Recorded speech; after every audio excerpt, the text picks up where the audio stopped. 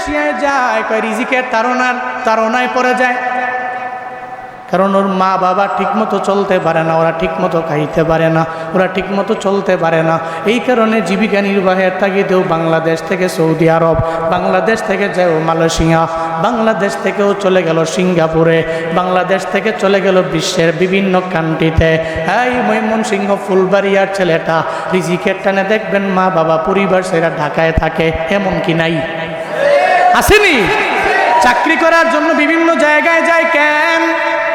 রিজিকে তার ওনার প্রভাব। আল্লাহ কয় জমিন আমি বানাইলাম, এই জমিনটারে এমন মুলায়ম আমি আল্লাহ বানাইলাম, বান্দারে তুমি যেখানে মন চায় সেখানে যাও, দিকে যাও, দিগন্তে যাও। ফামশু ফি মানাকিবিহা, মানকিবুনের জমা হলো মানাকিব, মানকিবুন মানে হলো দিক। আল্লাহ কয় মানাকিবুহা, এই পুরা জগতের যত দিক আছে, দিগন্ত আছে, সব দিক দিগন্তে তুমি যাইতে পারো, রিজিকের কারণে কোনো বাধা নাই। ও বান্দা, ওয়াকুলু মির রিজকি, আমি আল্লাহর পক্ষ থেকে যা রিজিক আমি তোমার জন্য রেখে দিলাম, ওখান থেকে তুমি তুলে নিয়ে খাইতে পারো। মনে রাখবা, তবে রিজিক যে দুই প্রকার আমি আল্লাহ জানাইয়া দিলাম, একটা ওয়ে হলো হালাল ওয়ে, আর একটা ওয়ে হলো হারাম ওয়ে। তুমি যদি মনে করো হারাম ওয়েতে অনেক কোটি কোটি টাকার মালিক হবা, আমি আল্লাহ তোমার রিজিকের মধ্যে যেই বরকতটা আমি আল্লাহ রাইখা দিয়েছিলাম, ওই বরকত থাকবে না। ওই জীবনেও কোনোদিন ওই রিজিকের মধ্যে আমি আল্লাহ বরকত রাখবো না। দেখবারে বাবা, গার্মেন্টসের মালিক লক্ষ কোটি কোটি বিলিয়ন বিলিয়ন টাকার মালিক, ও জানেও না ও কত বাড়ির মালিক, ও কত গাড়ির মালিক, ওর অ্যাকাউন্ট কয়টা আছে, কত ডলার আছে ওর জানাও নাই, ধারণার বাইরে ওর অবস্থা। কিন্তু আল্লাহর ওই বান্দার ঘরের মধ্যে কোনো শান্তি নাই, আছে না নাই? আসেনি? বউ কথা শুনে না, বউরে কয় ডান দিকে যাও, ও যায় বাম দিকে। ছেলেরে বলে ছেলেরে তুই ডানে যাও, কিন্তু ডানে যায় না, ও যায় বামে। বাবার কথা শোনে না, স্বামীর কথা বউ শোনে না। এরপর দেখবেন বাবার কথা ছেলে শোনে না, বাবার কথা মেয়ে শুনে না, সন্তানাদিরা শোনে না।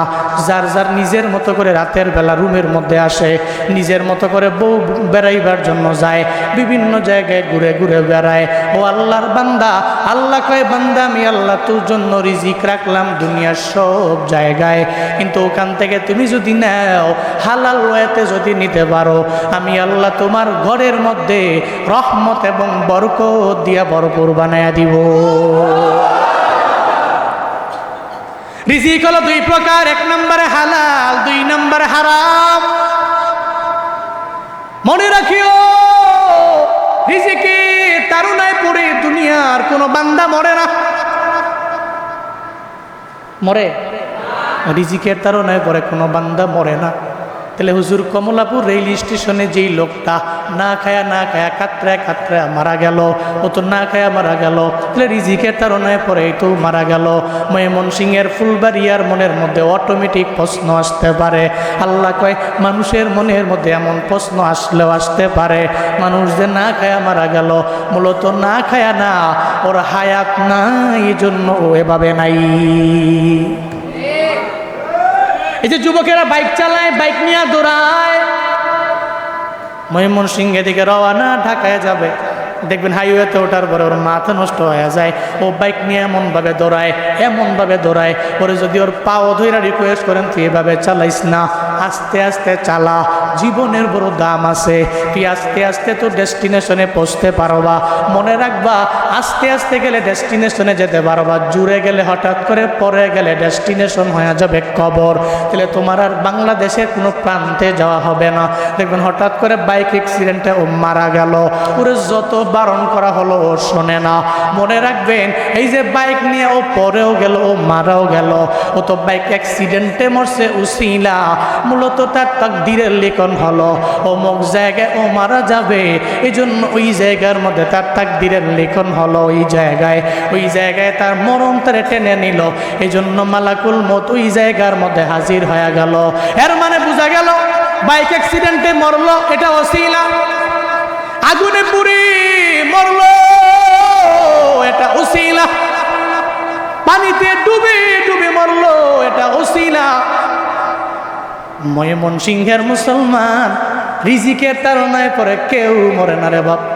রিজিকের তাড়নায় পরে মরে, এটা ওসিলা,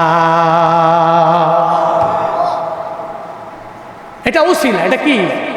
রিজিকের তাড়নায় বুড়া মরে গেছে, ওসিলা। বাইক অ্যাক্সিডেন্টে মারা গেছে, ওসিলা। ও পানিতে পড়ে মারা গেছে, ওসিলা। ও আগুনে পুড়ে মারা গেছে, ওসিলা। মূলত তার হায়াত নাই, এজন্য ও নাই।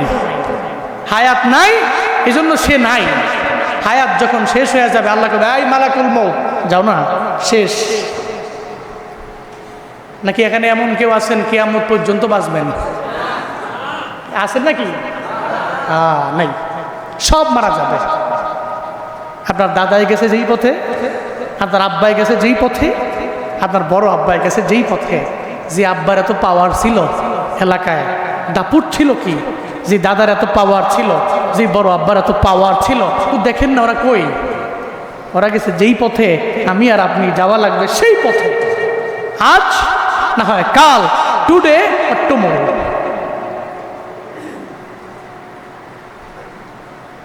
বান্দা যেখানেই যে ওখানে গেলে আমার মরণ হবে, যদি আল্লাহ লেখা রাখে ওই জায়গার মধ্যে মরণ মরাই লাগবে। এমন কোনো বান্দা নাই যেই বান্দা বলতে পারবে আমি মরব না। যে কোনো একটা ওসিলায় বান্দাকে আমার আল্লাহ নিয়ে যাবে রে গোলাম। আল্লাহ কয় জন্য তুই রিজিকে তাড়নায় পরে চিন্তা করিও না।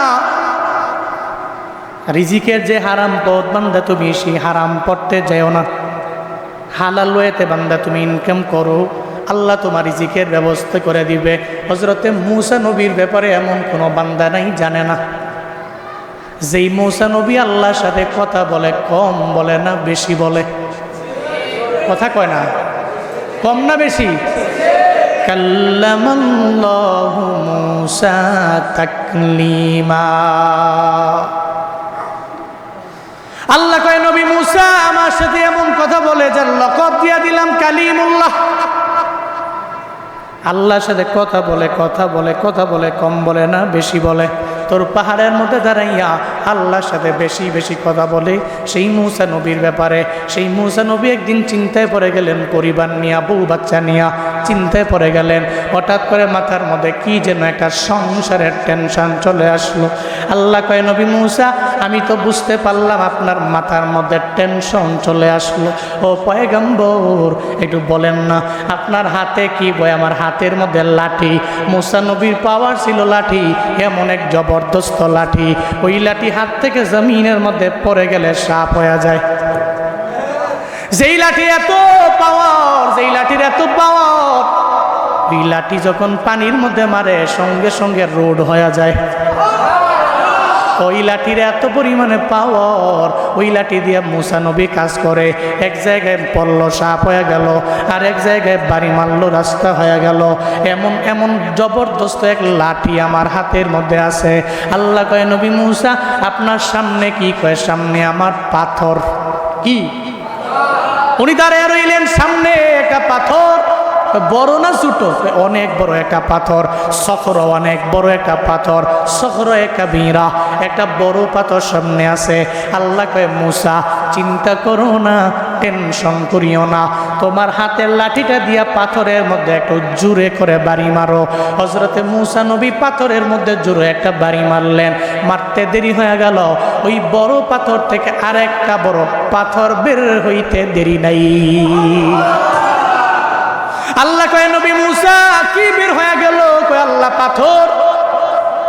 হবে না, ওই পাথরের মধ্যে আবারও জোরে একটা মারো।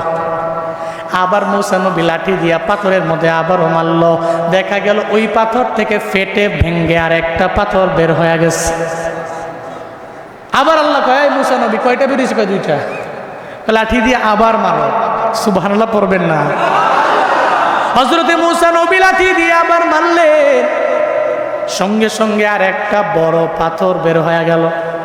মূসা নবী তাকায় দেখলেন যেই পাথর এবার লাস্টে বের হলো, ওই পাথরের মধ্যে জাররা পরিমাণ একটা প্রাণী মুখের মধ্যে খাবার লইয়া, ওই জাররা পরিমাণ প্রাণীটা মুখের মধ্যে একটু খাবারও দেখা যায়।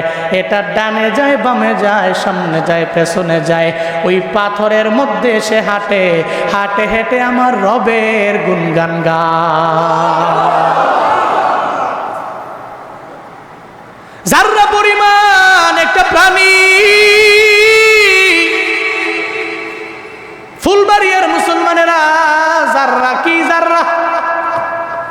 বুঝেন না জাররা?